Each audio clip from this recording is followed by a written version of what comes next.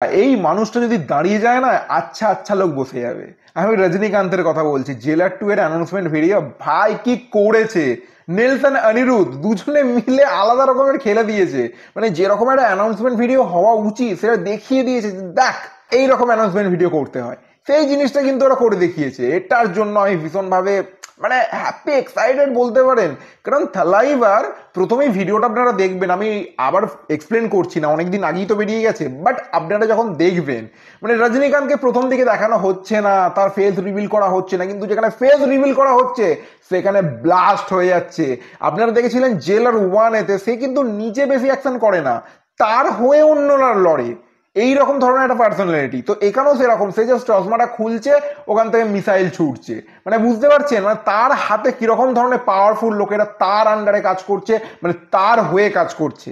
তো এটাই ব্যাপার, মানে সেটা বড় যে ব্যক্তি সেটা জাস্ট সে অ্যাকশন করছে এটা নয়, সে কি করতে পারে। একটা কথা আছে দেখবেন, মারাটা বড় কথা নয়, মারতে পারি এই ভয়টা ঢোকানোটাই বড় কথা। তো এখানেও সেই জিনিসটাই হয়েছে।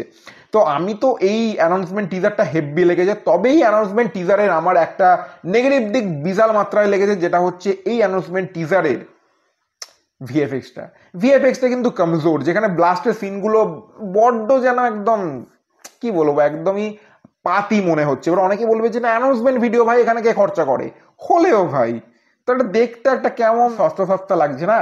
তো আমার এটাই বলার ছিল। বাই দ্য ওয়ে, যখন অনিরুদ্ধের মিউজিকটা বাজে তখন এখান থেকে এখানে চলে যায়।